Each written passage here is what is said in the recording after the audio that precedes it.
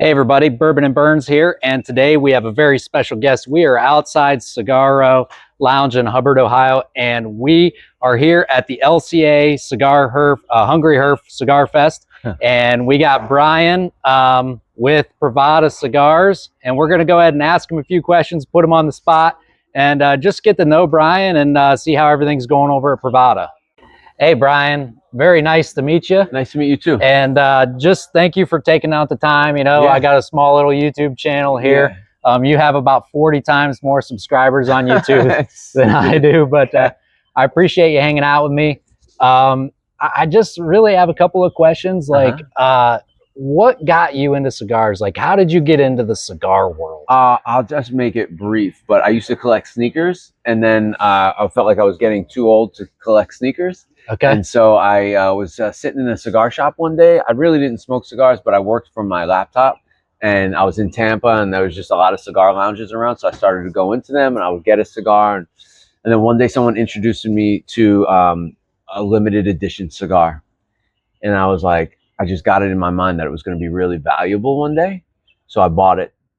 And then I just kept collecting from there. And I really thought that cigars were going to go up. Like, I thought it was the new wine. Okay. Yeah. I was like, this is going to be, because I had spotted craft beer ahead of time. I had spotted bourbon a little bit ahead of time. And I was like, okay, cigars are the next wave. This is going to be hot. So what got you then into the cigar industry of kind of coming up with your own brand? Like, what made you want to do your own brand? I'll tell you exactly what. So I started as a collector, and then I realized that if I could get enough guys to pitch in for cigars and I could get my wholesale situation set up, I could smoke for free. Okay. Okay. So similar to most of us guys. So the idea was to get like 30 guys together. We all chip in for boxes, and I smoke for less because I'll distribute it out to the group. Sure. Okay. Sure. All right. So quickly it turned into an actual business, right? At first it was kind of failing, and then it kind of took off. But I started approaching all the brands. It's like the never meet your heroes thing. And they were not excited about me doing this at all. There were a few things. Number one, Cigar of the Month Club meant cheap shit to them. Okay. Yep. Cigar of the Month Club meant selling at a discount to them. And basically I was trying to create the opposite. So they didn't see that vision. They didn't see this idea where you could introduce a customer to a premium brand, right, at a reasonable price, and create fans from that, or followers, or friends, or friends of. And so they said no to me, basically. And so once my collection ran out, I had to get cigars from somewhere. And some of these guys had pissed me off so much that I was like, you know what? I'm just going to go around them, go right to the manufacturer that makes their cigars in the first place and really piss them off. And so that's what I did. Okay. Yeah. So it's about the factory, by the way. It's about the factory. Now you have your own line of cigars. Yeah. And you kind of come up with a lot of different names of them, a lot of different blends. Yeah. Is there a particular project that you worked on that was your favorite? Like maybe your first one, or is it just kind of each one has that own little special plate, kind of like your kids? The first time I worked with certain manufacturers, like the first time I got into Costa Rica and in Tobacco State, Costa Rica, we're talking about $30 cigars that come out of that factory. That was exciting. First time I got with AJ, that was exciting. First time I got with Cheat, there were like little milestones. But there's also been dozens and hundreds of factories that I worked with that it was not a fun experience. Where would you say, like, as far as getting in the cigar industry, you mentioned that a lot of people did not like what you were doing. Yeah. Did you have a mentor that kind of helped you out, or it was all plugging your own way? No, I have been through enough businesses and enough industries, and the music business, the cigar, the transport industry, and I come from a long line of entrepreneurs. I had also read every single business book you can pretty much get your hands on, and every self-help book you can get your hands on. I was making up for a lack of education by reading. And that was extremely important to the story of my success. Most of the stuff that I learned through reading books. I was a terrible student, but on my own time, I can read books and keep enough of the information. So yeah, the reading prepared me for this. And by the way, I was already 40 to 39. I had been around the block a few times. and failed and won, and and so I was ready for this. I don't need a mentor, and you shouldn't need a mentor either. Books should be your mentor, because this idea of mentor is kind of BS. It's like guys that want your money. I remember a guy in a cigar shop when I was first getting into cigars. He said, "I'll mentor you," and he was a big real estate guy. He said, "Give me $1,000 a month." Oh wow, wow! But you have to pay if you want to get with it. Forget that. Read the book. Yep, book us $20 or whatever. And watch. Also, you get a job to learn. Mm-hmm. Don't get a job for money. Get a job to learn. Yeah. And the money will come in the end, right? It always comes in the back end. I guess it depends on what you want to do. But if you want to be an entrepreneur, you're going to need to learn some things, and learning on the job is the best way to do it. Yeah. Now, where would you say is your kind of wheelhouse? I mean, like, to me, and I'm not really familiar with your brand, but to me, it seems like you kind of go buy stuff that nobody wants, or maybe some offshoots and stuff like that. Not that nobody wants, but like I watched the billionaire video, right? That, you had some cigars and different projects like that. Yeah. And then how do you turn them into being a great cigar because somebody may not think they were? And I go back to that bourbon a little bit, right? Single barrels sometimes are awesome, but they don't fit a profile of a distillery. Listen, how do you get into that? Listen, it's all bullshit. Bourbon, cigars, it's all bullshit. Yep. Okay. Every cigar factory out there makes about 5 blends. That's it. Okay. All these guys that tell you this story, they went down there and they blended, and no, they didn't. They didn't. As soon as they left, the factory went back to making those 5 blends. Okay. You can get them in any size you want. Okay. So same thing with bourbon. When I made my bourbon with MGP, they said, "What do you want?" I said, "What do you mean?" They said, "What do you like?" I told them this, and they go, "Oh, those are these barrels. That's this barrel." I said, "Are you just telling me what?" They said, "Yeah, it's not a secret." I said, "So you're telling me that this same barrel is on the market in 17 different bottles at every different price point imaginable?" Yes. Yep. In the cigar business, they like to romanticize it because it's Latin, so it's different. Okay. They don't just, it's not corporate. They're not just like, "Yeah, this is that. Yeah, of course I can get you that." Long story short, it's all BS. So what you want to do is you want to make sure that you're getting the best tobaccos you can possibly get, which means you need to go to the most vertically integrated people you possibly can. And then you're in control of your own destiny. And then you need to put your own stamp on that. And for me, that was aging them in coolers. So most cigars come, they're not ready to smoke yet. Mm-hmm. Most cigars on shelves are not ready to smoke. They need time aging, and not in a humidor that's blowing water in the air. I take my cigars, I put them in coolers. So when you say these unwanted cigars or cigars you found, they're cigars that were probably famous blends in the first place. It just depends on who puts them out. Right? Branding. Yeah. Right? And then, but what I do to put my own stamp on it is I take them, I put them in 150 quart coolers with 2-way humidity packs, and I age them for between 1 and 6 years. Okay. And when they're ripe and ready to smoke, I put them out. And that's part of the reason why people have been going crazy over our stuff, is because they're ready to smoke. And there's a big difference. You notice it as soon as you light it up. There's much more flavor. There's more nuance. There's more experience there. So now, where would you say you're pretty tied into the industry? Bourbon's kind of going through its boom. It's slowing down a little bit. Do you see anything happening as far as, I would consider you more of maybe a boutique? Yeah, right. I think you're the face of boutique, to be honest with you. Yeah. So the difference between boutique and craft, for anyone out there, craft makes their own. Boutique buys them. Okay. So most of the brands that you're a fan of, they buy their cigars. They're boutique. Okay. A guy like AJ Fernandez, he's craft. He's built vertically from the ground up, and he can make his own products. He's in control of his own destiny. I'm boutique because I buy stuff from them. The difference between me and other boutiques is other boutiques want to sell you a story of their brand, and I never did that. I've always told the story of the craft manufacturer, the person making it, and I've always shined light on them. Why did I do that? Because the brands shunned me from the beginning. And so I'm not going to market them. And by the way, you meet your heroes, you're disappointed, and then you meet the guy who's actually making the products, and you go, how come no one's talking about him? And that's what I did. And that also pissed everyone off. So do you see the boutiques kind of Boutique is about to boom. Yeah, that's what I start to see too. These are all my opinions. So here's the thing.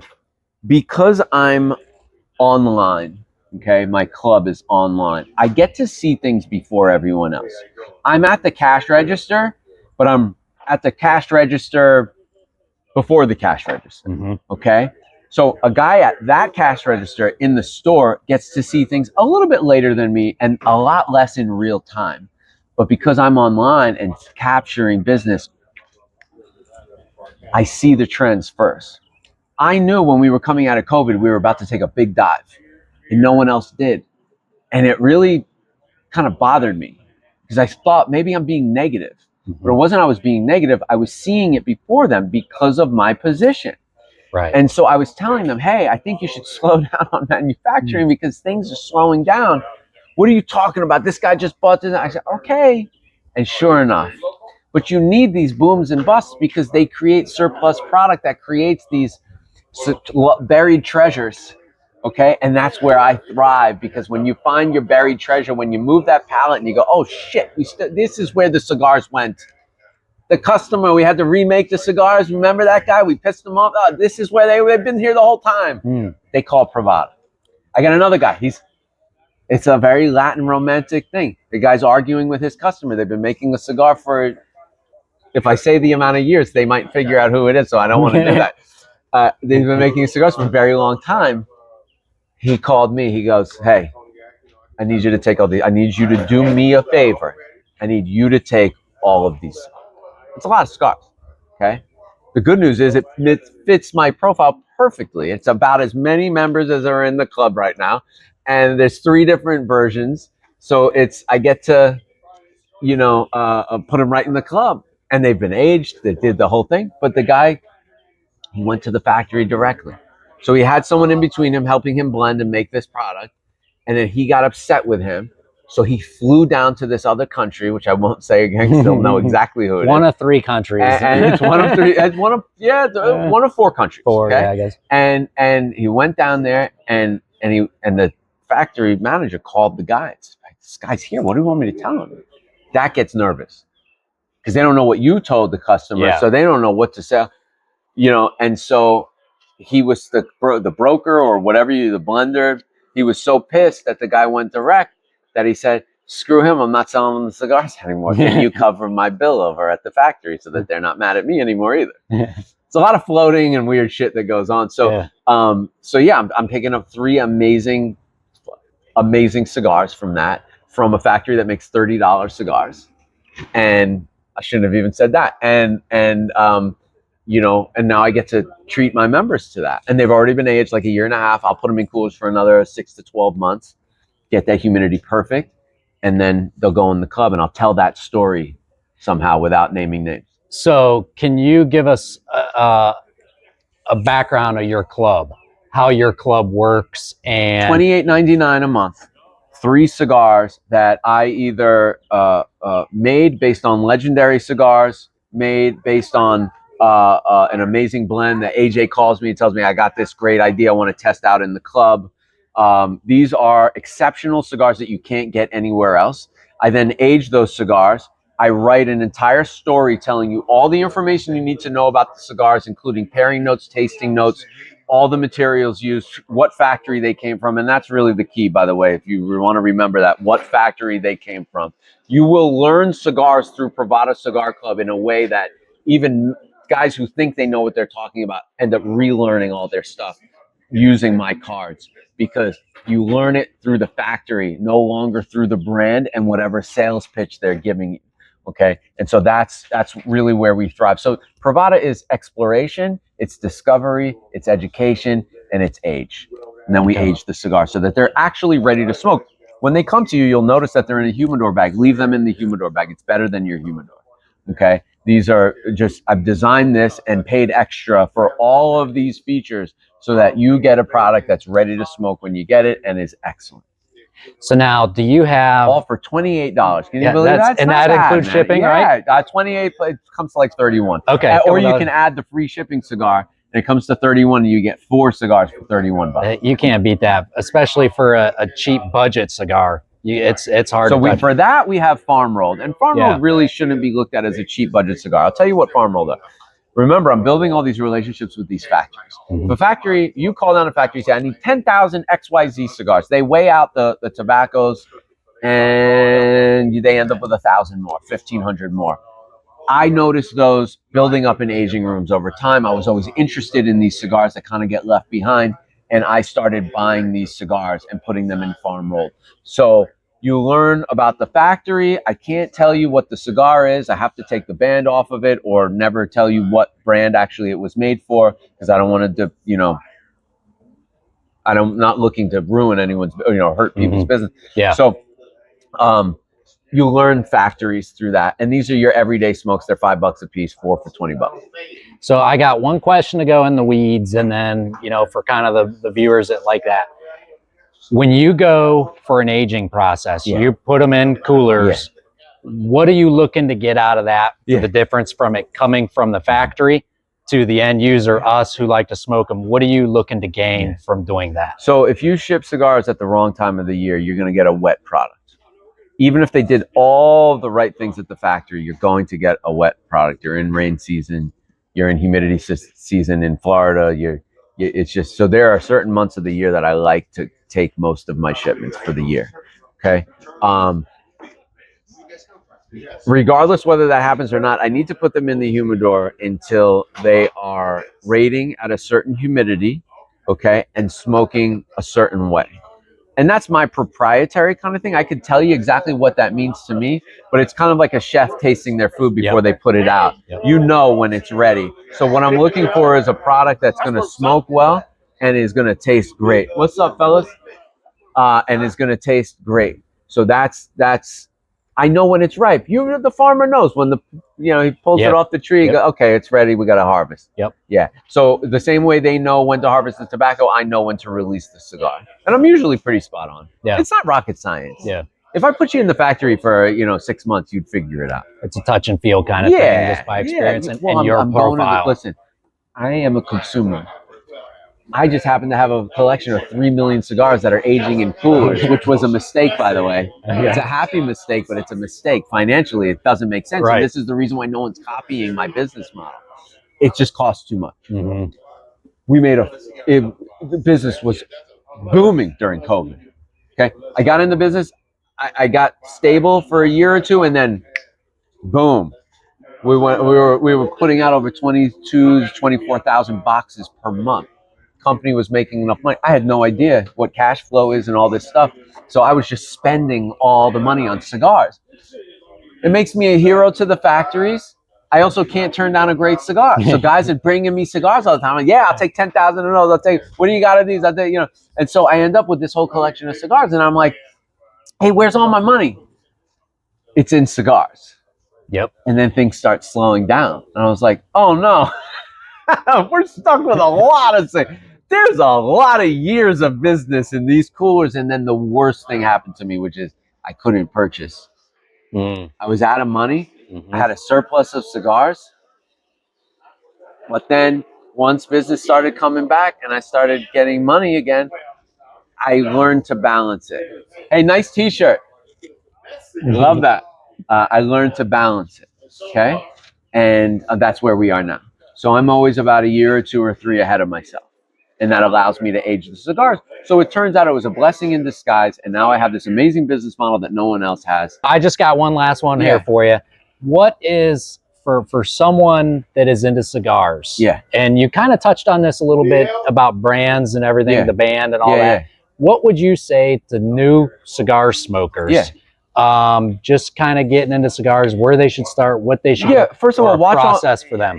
Go back, watch all my content. Not because I need more views. It's not, I don't make money off YouTube. It's demonetized. It's tobacco. So, but go back and watch all my content, particularly the master class. Start there. Do the consumer course, the factory map. Print out the factory map, learn it, and then probably join the club. Get the cards.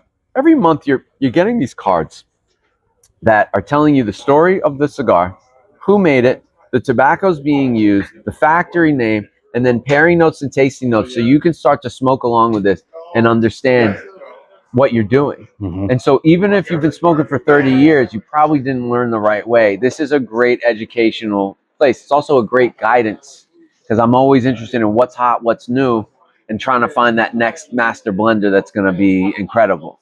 And so you join the club. Yeah. So I guess I lied to you. I do have one No, last dude, question. I'm here. But What do you like most about the cigar industry? it's uncharted. It's uncharted.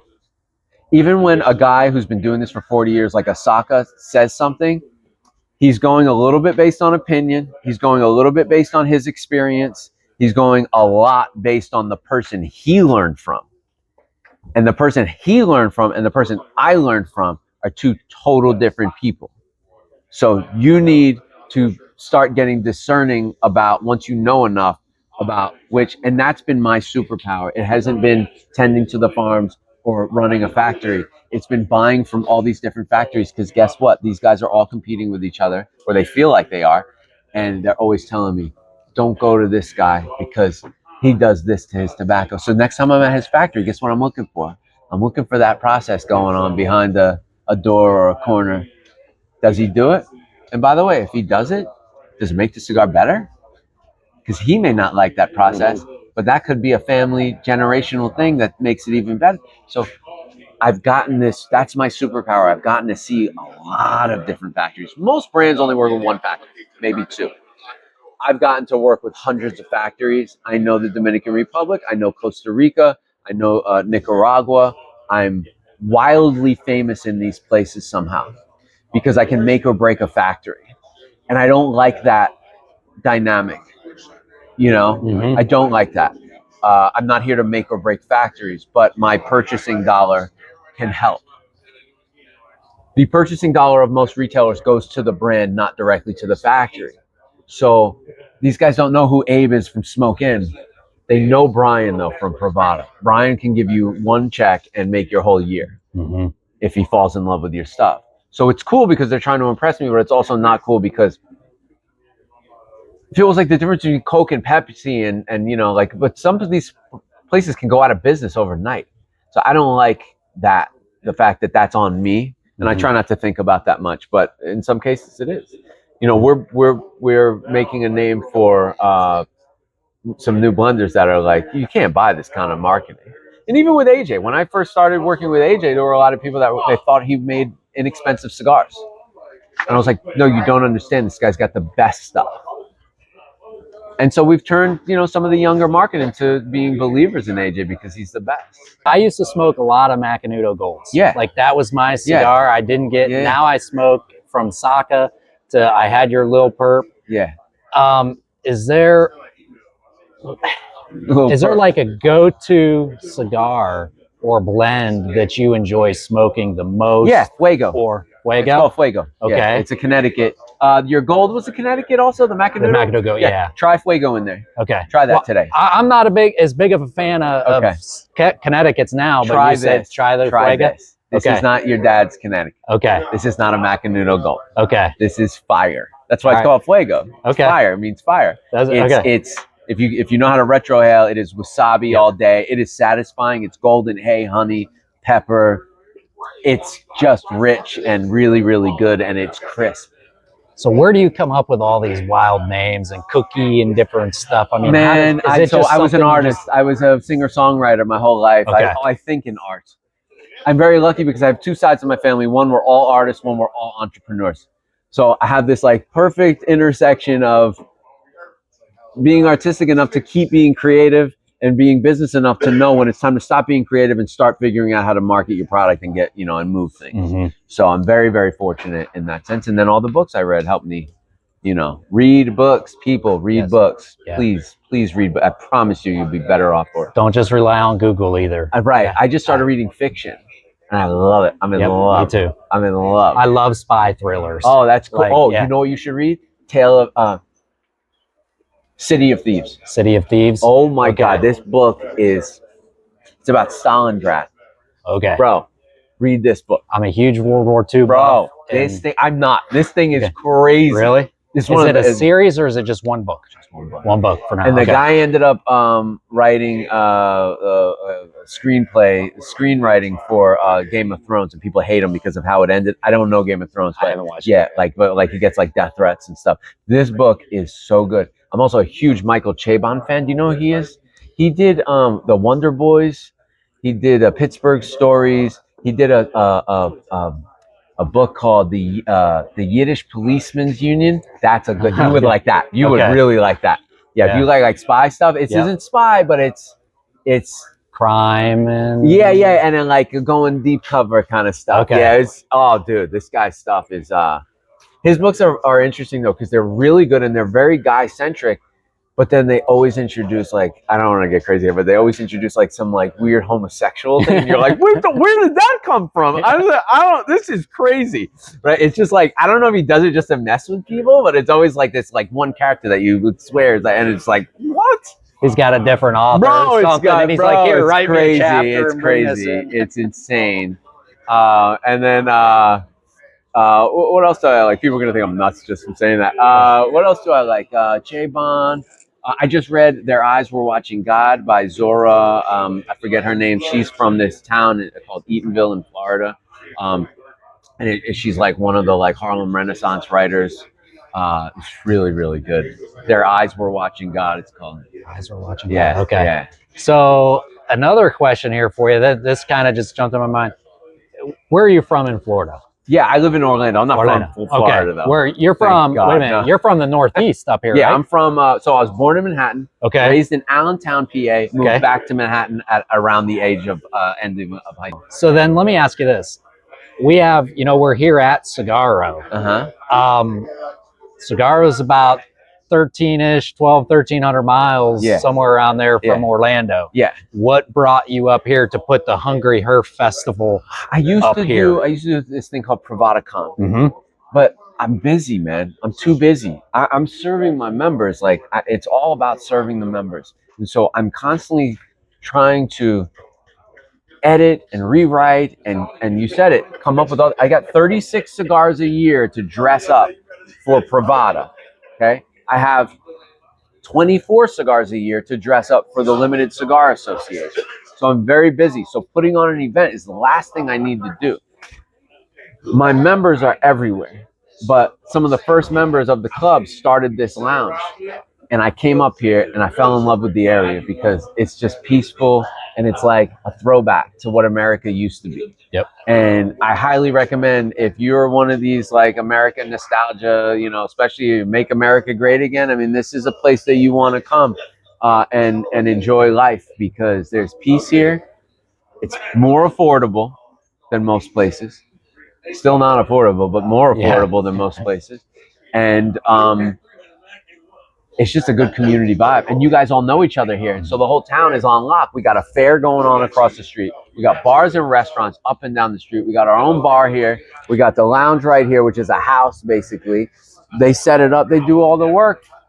Brings them business. And it allows me to meet some of my people in person and see them annually. And it's just a cool thing. It's certainly not about money. I'll tell you that. If it was, I would be doing it in Orlando and it would be expensive. And the other thing I didn't like about Orlando was my tickets to my things. You get like 10 cigars and it's like $120, right? Yeah. But then the person comes and spends $1,500 on hotel rooms and airfare. I don't like that. And it's not because I'm not capturing that dollar. It's because I don't want them to have to spend that much money to enjoy cigars. Yeah. So my 50th birthday is going to come up in 2 years. And I'm thinking about where the hell I'm going to put it on because I want to have a huge, I thought about buying something crazy or doing something. And I realized the thing that would mean the most to me is to have like 500 people come to my birthday party. Yeah. Like that would be cool. Damn. So I want to do that. And so I'm trying to figure out where I'm going to do that. And it's difficult. Vegas, like that's a place where everyone can get to easily, but also it's expensive as hell. Yeah. So we're going to probably figure out some place like this where we're going to put on my 50th birthday and we're going to do some crazy stuff and have a great time. That's awesome. Yeah. Well, Brian, I could sit here and talk to you all day long. So can I. And hopefully I'll be talking to you. I got to go in there, get out some cigars and everything, man. But I appreciate it. For the support. Yeah, thank you very much. Anyone out there, PrivadaCigarClub.com. Check us out. Yeah. Guys, I can't implore you enough. Like I said, he didn't have to sit down with me, and the folks that Where else I always gonna go? do. Yeah, I've been following him much of around. a choice, but I would have sat down with you. Listen, I like sitting down with everyone. Yeah. You know, is this in high school, right? Yep. And I think a lot of these guys that own brands and become somebody, they treat it like high school. Who's cool enough? Who's cutting the check? So everybody's welcome, man. And to me, that is the best thing about cigars and bourbon by far. 100%. And please do, if you're ever in the neighborhood of Hubbard, Ohio, come check out Cigaro. These guys, whenever I think they were like my first or second video for cigar lounges. They totally took me in, showed me around the place. They're awesome here. So thanks a lot for watching, guys. Hope to see you out there on the Bourbon and Cigar Trail. Cheers. Peace.